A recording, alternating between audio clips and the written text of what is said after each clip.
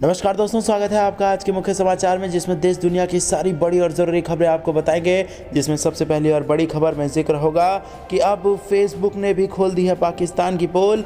कहा तालिबान की मदद कर रहे थे पाकिस्तानी रेंजर्स। जी हाँ दोस्तों, क्या पूरी खबर आपको ज़रूर बताएंगे, लेकिन उससे पहले अगर आपको भी देश की सेना और पीएम मोदी पर पूरा भरोसा है तो आप अभी इस वीडियो को लाइक कीजिए, और अगर चैनल पर नए हैं तो लाल बटन को दबा के चैनल को फ्री में सब्सक्राइब करके घंटी बजाकर कमेंट में लिखिए जय हिंद। दोस्तों रुक करते हैं सबसे पहली और बड़ी खबर की तरफ। आपको बता दें कि अब फेसबुक ने भी खोल दी है पाकिस्तान की पोल। कहा तालिबान की मदद कर रहे थे पाकिस्तानी हैकर्स। जी हाँ दोस्तों, अफगानिस्तान पर तालिबान के कब्जे के दौरान पाकिस्तान लगातार आतंकवादी संगठन की मदद करता रहा, और इस बात की पोल अब सोशल मीडिया वेबसाइट फेसबुक ने भी खोल दी है।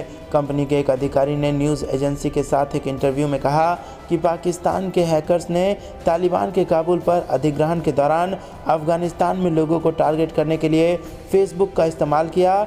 इससे ये बात स्पष्ट होती है कि पाकिस्तानी हैकर्स का मकसद तालिबान के खिलाफ उठ रहे आवाज़ों को दबाना था। फेसबुक ने कहा कि सुरक्षा उद्योग में साइड कॉपी के नाम से जाना जाने वाला समूह मैलवेयर की मेजबानी करने वाली वेबसाइटों के लिंक साझा करता है। ये लोगों के उपकरणों का सर्वेक्षण कर सकता है। हैकर्स के निशाने पर काबुल में सरकार, सेना और कानून प्रवर्तन से जुड़े लोग शामिल थे। फेसबुक ने कहा कि उसने अगस्त में ही साइड कॉपी को अपने प्लेटफॉर्म से हटा दिया। सोशल मीडिया कंपनी, जिसने हाल ही में अपना नाम बदलकर मेटा कर लिया है, उसने कहा कि हैकर्स के समूह ने इसके लिए महिलाओं के नाम पर अकाउंट बनाए, रोमांटिक लालच दी, यूजर से काल्पनिक बातें की। इसने वैध वेबसाइटों से भी समझौता किया ताकि लोगों के फेसबुक क्रेडेंशियल के साथ हेरा फेरी की जा सके। फेसबुक के साइबर जासूसी जांच के प्रमुख माइक डिविलियांस्की ने कहा कि हैकर्स का मकसद के बारे में अनुमान लगाना हमारे लिए हमेशा मुश्किल होता है। हम ठीक से नहीं जानते कि किससे समझौता किया गया था या उसका अंतिम परिणाम क्या था। दोस्तों, फेसबुक ने किया है बड़ा खुलासा। पाकिस्तान कर रहा है बदमाशी और तालिबान की मदद कर रहे थे पाकिस्तानी हैकर्स। ये बड़ी पोल खुली है पाकिस्तान की। दोस्तों रुक करते हैं अगली बड़ी खबर की तरफ, लेकिन उससे पहले अगर आपको भी ऐसा लगता है कि मोदी राज में पाकिस्तान को उसको सबक सिखाया जाएगा तो वीडियो को लाइक जरूर कीजिएगा। दोस्तों रुक करते हैं अगली बड़ी खबर की तरफ। दाने दाने को मोहताज हुआ अफगानिस्तान, 2 करोड़ से ज़्यादा लोग झेल रहे हैं भुखमरी। जी हाँ दोस्तों, अफगानिस्तान में रहने वाले लोगों के लिए चुनौतियाँ खत्म होने का नाम नहीं ले रही हैं। एक रिपोर्ट में दावा किया गया है कि 2 करोड़ से ज़्यादा लोग इस देश में भुखमरी झेल रहे हैं। अफगानिस्तान में पहले से ही सूखे और थमी हुई अर्थव्यवस्था ने यहाँ लोगों को परेशान कर रखा है, और अब ये रिपोर्ट अपने आप में बेहद चौंकाने वाली है। द वर्ल्ड फूड प्रोग्राम की हालिया रिपोर्ट में कहा गया है कि सूखे और ख़राब अर्थव्यवस्था की मार अफ़गानी परिवारों पर बुरी तरह से पड़ी है। टोलो न्यूज़ ने वर्ल्ड फूड प्रोग्राम के इस रिपोर्ट के हवाले से कहा कि यहाँ कम से कम 2 करोड़ 40 लाख लोग भुखमरी के कागार पर पहुँच गए हैं। अफ़गानिस्तान में WAFP के प्रवक्ता वहीदुल्ला अमानी ने कहा कि WAFP इन सभी लोगों तक भोजन पहुंचाने की कोशिश कर रही है, जिसका असर साल 2022 में नज़र आने की उम्मीद है। लेकिन दोस्तों, अभी आपको बता दें कि जब से तालिबान के कब्ज़े में आया है अफ़गानिस्तान के नागरिकों की ज़िंदगी बद से बदतर हो गई है, और अब भूखमरी के चपेट में आ गए हैं करोड़ लोग। और इसके लिए सीधा जिम्मेदार दोस्तों तालिबान के साथ साथ पाकिस्तान भी है, जिन दोनों ने मिलकर अफ़गानिस्तान की ये हालत कर दी है। दोस्तों, आपको क्या कुछ लगता है कमेंट में ज़रूर बताइए, और अगर आपको भी ऐसा लगता है कि पाकिस्तान ने ही ये सब कुछ किया है तो दोस्तों वीडियो को लाइक करना मत भूलिएगा। बेहद बड़ी खबर निकल के आ रही है अफ़गानिस्तान को लेकर, जहां पर लोग भूखमरी से इस वक्त मर रहे हैं, और अमेरिका भी लगातार इन स्थितियों पर नज़र बनाए हुए है। भारत ने भी इन स्थितियों पर नज़र बनाए रखा है। वेट एंड वॉच के मूड में है भारत।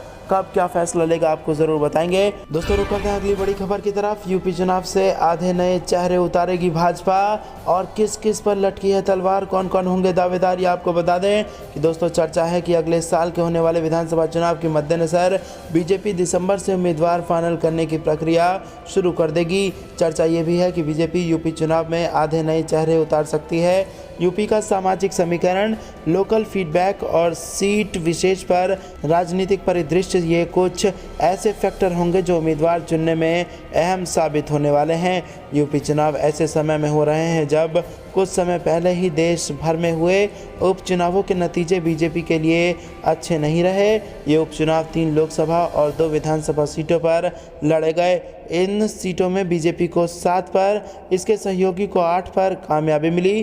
कांग्रेस को 8, टीएमसी को 4 सीटों पर कामयाबी मिली और बाकी क्षेत्रीय दलों की झोली में चली गई। पिछली बार यानी 2017 में जब विधानसभा चुनाव हुए थे तब मोदी लहर का जोर था और अब भी वो मोदी लहर बना हुआ है। हाँ, कोरोना का देश भर में असर, महंगाई जैसे मुद्दे जनता के दिमाग में ताज़ा हैं। एंटी इनकम्बेंसी फैक्टर तो है ही, लेकिन फिर भी मोदी लहर है जो इन सारी रुकावटों को पार करा सकता है और प्रचंड बहुमत से दोबारा भारतीय जनता पार्टी सरकार बना सकती है। दोस्तों, आपको क्या कुछ लगता है, कितनी सीटों से जीतेगी भाजपा और क्या दोबारा बनेगी सरकार? हाँ या ना में ज़रूर बताइए। वीडियो को लाइक करना मत भूलिए। कुछ महीने पहले बीजेपी हाईकमान ने यूपी के विधानसभा क्षेत्र में विधायकों के रिपोर्ट कार्ड तैयार करने के लिए अपनी टीम भेजी थी। इसी के आधार पर बहुत से विधायकों के टिकट कटने वाले हैं। मसलन कानपुर बुंदेलखंड की 52 विधानसभा सीट पर लगभग 2 दर्जन से ज़्यादा विधायकों के टिकट कट सकते हैं। बीजेपी ने 2017 के विधानसभा चुनाव में 52 में से 47 सीटों पर कमल खिलाया था। इसके साथ ही कानपुर बुंदेलखंड में लोकसभा की 10 में से 10 सीटों पर शानदार जीत दर्ज की थी। ये स्थिति प्रदेश की दूसरी विधानसभा सीट की भी बताई गई है। चर्चा ये भी है कि बीजेपी विपक्षी दलों के उन विधायकों को टिकट दे सकती है जिन्होंने पार्टी लाइन से हटकर बीजेपी को सपोर्ट किया था। और दोस्तों, इनमें उन्नाव के बीएसपी विधायक अनिल सिंह भी शामिल होंगे। लेकिन वरिष्ठ पत्रकार को ऐसा नहीं लगता कि बीजेपी अपने पुराने चेहरों को बड़ी तादाद में हटाने का जोखिम लेगी। हालांकि ये दोस्तों समय के गर्भ में है कि भाजपा किसको मैदान में उतारती है, किसको नहीं उतारती है। लेकिन मोदी लहर सबसे बड़ा और डोमिनेंट फैक्टर है और मोदी लहर ही एक ऐसा कारण है जिस पर प्रत्याशियों का कौन से प्रत्याशी होंगे जिसका कोई फ़र्क नहीं पड़ेगा और मोदी लहर ही इनको दोबारा विधायक बना देगी और फिर से उत्तर प्रदेश में मोदी और योगी लहर के सहारे बन जाएगी भारतीय जनता पार्टी की सरकार। चीन को मिलेगा कड़ा जवाब। भारतीय नौसेना के बेड़े में शामिल होगी मिसाइल डिस्ट्रॉयर और सबमरीन। जी हाँ दोस्तों, हिंद महासागर क्षेत्र में चीन की बढ़ती आक्रामकता के मद्देनज़र तेजी से बदलते सुरक्षा परिदृश्य से निपटने और क्षमता में वृद्धि के लिए अगले हफ्ते एक गाइडेंस मिसाइल डिस्ट्रॉयर पोत विशाखापट्टनम और कलवरी श्रेणी की पनडुब्बी को भारतीय नौसेना में शामिल किया जाएगा। इस संबंध में नौसेना के उप प्रमुख वाइस एडमिरल सतीश नामदेव ने कहा कि युद्धपोत विशाखापट्टनम को 21 नवंबर को बल में शामिल किया जाएगा। तो दोस्तों, ज़बरदस्त ताकतवर बन रही है देश की सेना और इससे न केवल चीन बल्कि पाकिस्तान के भी उड़ा दी जाएगी नींद। दोस्तों, ये खबर इस बीच आ रही है जब लगातार 2 साल होने वाले हैं जब भारत और चीन के बीच में तनाव जारी है। और इससे पहले भी आपको याद होगा कैसे भूटान के साथ जो चीन की तनातनी थी डोकलाम पोस्ट पर लेके, उस पर भी भारत ने भूटान का साथ दिया था और चीन से टक्कर लिया था। ना केवल चीन से टक्कर लिया था बल्कि चीन को पीछे भी धकेला था भारत ने। तभी से लेकर अब तक ये तनाव चल रहा है और इसी बीच भारत की सेना दिन पर दिन मजबूत हुई है, सशस्त्र हुई है और ज़्यादा बलवान हुई है और अब दुश्मन को भारत की तरफ आंख दिखाने में डर लगता है और भारत भी चीन को लगातार लाल आंखें दिखा रहा है। दोस्तों, आप क्या मानते हैं कमेंट में ज़रूर बताइए। लेकिन उससे पहले अगर आप भी ऐसा मानते हैं कि वाकई में मोदी राज में देश की सेना और ज़्यादा मजबूत हुई है तो वीडियो को लाइक करना मत भूलिएगा और कमेंट में हमें ज़रूर बताइए। दोस्तों, रुक करते हैं अगली बड़ी खबर की तरफ। पूर्वांचल एक्सप्रेसवे पर हरक्यूलिस, सुखोई और मिराज जैसे विमानों ने भरी उड़ान और चीन पाकिस्तान को डरा गई ये दहाड़। जी हाँ दोस्तों, बेहद बड़ी खबर। प्रधानमंत्री नरेंद्र मोदी ने उत्तर प्रदेश के सुल्तानपुर में इंडियन एयरफोर्स के transport aircraft C-130J super Hercules से पूर्वांचल एक्सप्रेसवे पर लैंडिंग की है। एक्सप्रेसवे के उद्घाटन समारोह के बाद वहां भारतीय वायुसेना के विमानों ने करतब दिखाए हैं। एक्सप्रेसवे पर एयर स्ट्रिप बनाने की भारत की रणनीति को वास्तविक नियंत्रण रेखा पर चीन के साथ जारी तनाव के बीच इसे भारत की तैयारियों के रूप में देखा जा रहा है।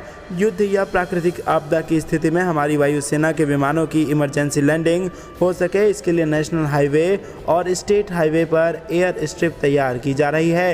बहरहाल, वायुसेना के transport aircraft C-130J super Hercules से पीएम मोदी की लैंडिंग के बाद इमरजेंसी एयर स्ट्रिप पर फाइटर जेट मिराज 2000 ने भी लैंड किया। ट्रांसपोर्ट एयरक्राफ्ट से इंडियन एयरफोर्स के गरुड़ कमांडो और स्पेशल फोर्स के कमांडोज की इमर्शनल ड्रिल दिखाई गई, जिसके बाद आपको बता दें कि फाइटर एयरक्राफ्ट सुखोई, जैगुआर और मिराज ने फ्लाई पास्ट किया तो सूर्य किरण एरोबैटिक टीम ने आसमान में अपना कमाल दिखाया। दरअसल युद्ध छिड़ने पर दुश्मन देश सबसे पहला टारगेट वायुसेना के एयरबेस को ही बनाते हैं। कौन से एयरबेस की क्या क्षमता है, वो कौन कौन से प्लेन हैं, इसका हल्का अंदाज़ा दुश्मन को होता है, इसीलिए वो युद्ध शुरू होते ही एयरबेस को नुकसान पहुंचाने में जुट जाते हैं। पहले के युद्धों में तोपखानों को निशाना बनाया जाता था ताकि दुश्मनों की लड़ाई की ताकत घट जाए, लेकिन अब मोदी राज में इन सारी चीज़ों को मजबूत कर लिया गया है। न केवल नौसेना बल्कि वायुसेना भी हो रही है ज़बरदस्त मजबूत। पूर्वांचल एक्सप्रेसवे पर हरक्यूलिस की लैंडिंग हो सकती है, सुखोई की और मिराज की लैंडिंग हो सकती है, और इसी के साथ चीन और पाकिस्तान को हमारे इन विमानों की दहाड़ से डर लगना तय है। दोस्तों आपको क्या लगता है कमेंट में बताइए, वीडियो लाइक करना मत भूलिएगा। रुक करते हैं अगली बड़ी खबर की। नेपाल में हो रहा चीनी निवेश का विरोध, नेपाली हितों का नुकसान, केवल चीन को फायदा। जी हाँ दोस्तों, बेहद बड़ी खबर, यहाँ पर नेपाल में भी चीन को विरोध झेलना पड़ रहा है। एक समाचार रिपोर्ट में कहा गया है कि नेपाल में चीनी निवेश को स्थानीय आबादी के प्रतिरोध का सामना करना पड़ रहा है, क्योंकि वहाँ कई लोग बुनियादी ढांचे में नेपाली हितों को नुकसान पहुँचते देख रहे हैं और कहा जा रहा है कि इससे केवल चीन को फायदा पहुँच रहा है। द सिंगापुर पोस्ट के अनुसार नेपाल के दार्चुला जिले में चीन द्वारा निर्मित चमेलिया जल विद्युत परियोजना के सामने चुनौतियां आ रही हैं। इस कारण से परियोजना के पूरा होने में देरी हो रही है, जिससे इसकी लागत अधिक ज़्यादा बढ़ गई है। चीन द्वारा निर्मित 30 मेगावाट की चमेलिया जल विद्युत परियोजना अब तक की सबसे महंगी परियोजनाओं में से एक है। द सिंगापुर पोस्ट की रिपोर्ट में कहा गया है कि रन ऑफ द रिवर परियोजना 2010 में शुरू किया गया था और 3 साल के लक्ष्य के मुकाबले इसे पूरा करने में 10 साल लग गए। इसके अलावा चमेलिया परियोजना की लागत शुरू में 6 मिलियन नेपाली रुपए का अनुमान लगाया गया था, जो अभी 16 मिलियन नेपाली रुपए तक बढ़ा दिया गया है। देर से परियोजना के लिए सिविल ठेकेदार के रूप में काम करने वाली चीनी कंपनी चाइना गोजुवा ग्रुप ने HPP पर नेपाल के साथ कई मुद्दे उठाए हैं। तो दोस्तों नेपाल में भी हो रहा है चीन का ज़बरदस्त विरोध, और जिस प्रकार से चीन की आदत है कि छोटे छोटे देशों में निवेश करने के बाद उनको कर्ज के तले दबा देना और एक तरीके से आर्थिक रूप से गुलाम बना लेना, उसकी चपेट में कहीं ना आ जाए नेपाल। इसके लिए भी नेपाल की जनता चीन के खिलाफ आवाज़ उठा रही है और कह रही है कि चीन जिस प्रकार से नेपाल में निवेश कर रहा है, ये निवेश चीन के लोगों के लिए तो फ़ायदेमंद है, लेकिन नेपाल के लोगों के लिए नुकसानदायक है और इससे नेपाल का राष्ट्रहित नहीं है। तो दोस्तों ये बेहद बड़ी खबर निकल के आ रही है। रुक करते हैं अगली बड़ी खबर की। S-400 के बाद अमेरिकी ड्रोन से बढ़ेगी भारत की मारक क्षमता, चीन पाकिस्तान के रेडार भी होंगे फेल। जी हाँ दोस्तों, बेहद बड़ी खबर। आपको बता दें कि चीन और पाकिस्तान से बढ़ते खतरे को देखते हुए भारत अपनी सीमाओं की सुरक्षा को मजबूत करने पर जोर दे रहा है। इस दिशा में जहां पर भारत ने रूस से S-400 की खरीदारी की है, जिसकी आपूर्ति भारत को शुरू कर दी गई है, वहीं अब भारत सरकार ने अमेरिका से MQ-1 प्रीडेटर बी ड्रोन की 30 यूनिट को खरीदने की हरी झंडी दे दी है। इसकी कीमत करीब 3 अरब अमेरिकी डॉलर होगी। दिसंबर महीने में भारत व अमेरिका के बीच होने वाले 2+2 मंत्री स्तरीय वार्ता से पहले जनरल एटॉमिक्स से प्राइवेट बी ड्रोन को खरीदने का ऑर्डर दिया जा सकता है। भारत सरकार इस सौदे से जुड़ी सभी औपचारिकताओं को 2021 में ही पूरा करना चाहती है, ताकि जल्द से जल्द इसे खरीदा जाए। इन 30 ड्रोन में से भारतीय थल सेना, वायुसेना और नौसेना को 10-10 ड्रोन देने की योजना है। भारतीय सेना पूर्वी लद्दाख में चीन के साथ तनाव और जम्मू एयरबेस पर ड्रोन हमले के बाद प्रीडेटर बी ड्रोन की खरीद पर ध्यान केंद्रित कर रही है। दोस्तों ये बेहद बड़ी खबर निकल के आ रही है, जहां पर आपको बता दें ना केवल जल सेना, वायुसेना और थल सेना, सारी सेनाएं मजबूत हो रही हैं। और अब ये बड़ी खबर निकल के आ रही है, राफेल के बाद अब ये S-400 के बाद भी ये नया हथियार है जो भारत की सेना के पास होगा, और इससे फिर से इसका मकसद भी वही होगा कि चीन और पाकिस्तान की नींद। पाकिस्तान और चीनी सेना की चाल, बर्फबारी में आतंकियों की घुसपैठ, की रच रही है साजिश। जी हाँ दोस्तों, आपको बता दें कि पाकिस्तान और चीन की सेना सीमा पार से लगातार भारत के खिलाफ साजिश रच रही है। अब चीन के PLA और पाकिस्तानी सेना ने बर्फबारी से पहले आतंकियों की घुसपैठ की साजिश रच रखी है। ऐसे में LOC से सटे रास्तों में बर्फबारी से पहले आतंकियों की घुसपैठ की कोशिशें बढ़ सकती हैं। खुफिया सूत्रों की माने तो पिछले 3 महीनों में PLA के अधिकारियों के 2 दलों ने POK के कुछ इलाकों का दौरा किया है, जबकि इसी बीच राजौरी पूंछ के सामने भीमबर के इलाके में LOC पर पाकिस्तानी सेना ने कई अग्रिम चौकियों का दौरा किया। वहीं आपको बता दें दोस्तों, ये बेहद बड़ी खबर निकल के आ रही है। भारत की सेना हर प्रकार की चुनौती के लिए लगातार तैयार है, लेकिन चीन और पाकिस्तान एक साथ मिलकर भारत के खिलाफ ये साजिश रच रहे हैं, जिसका मुंह तोड़ जवाब देगी अपनी देश की सेना। रुक करते हैं अगली बड़ी खबर की तरफ। बांग्लादेश में चीन के खिलाफ प्रदर्शन शुरू।